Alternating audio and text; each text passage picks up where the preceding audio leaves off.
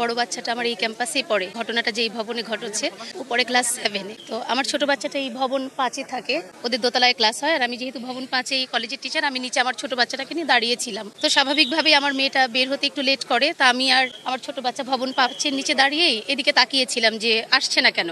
তো যখন একটা 15 মিনিটের দিকেই দেখলাম যে আমার বাচ্চাটা আসছে, বড় বাচ্চাটা আমার কাছে আসছে। তো আমি ওকে ঠিক ওই মুহূর্তে জিজ্ঞেস করছিলাম, বাবা তুমি দেরি করলে কেন, যেহেতু তোমাকে একটু আর্লি আসতে হয়। এটা বলতে বলতেই মানে মনে হচ্ছিল আকাশটা ভেঙে পড়ছে মাথার উপর, কেমন একটা বিকট একটা শব্দ হচ্ছে। আমার কাছে হঠাৎ করেই মনে হলো আমার 10 তলা ভবনটা বোধহয় নিচের দিকে ধসে যাচ্ছে।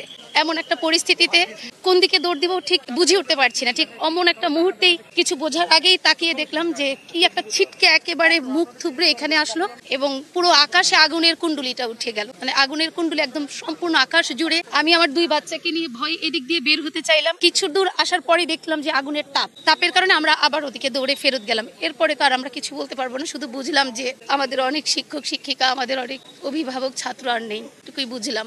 এরপরে আমি অনেক আমার মেয়ের টিচারদেরকে ফোন দিচ্ছিলাম, ইনস্ট্যান্ট কাউকেই পেলাম না, অনেকের ফোন বন্ধ। এবং আশরাফ স্যারের কথা জানলাম যে উনি আহত হয়েছেন, তখন শুধু এটুকুই জানতে পেরেছি।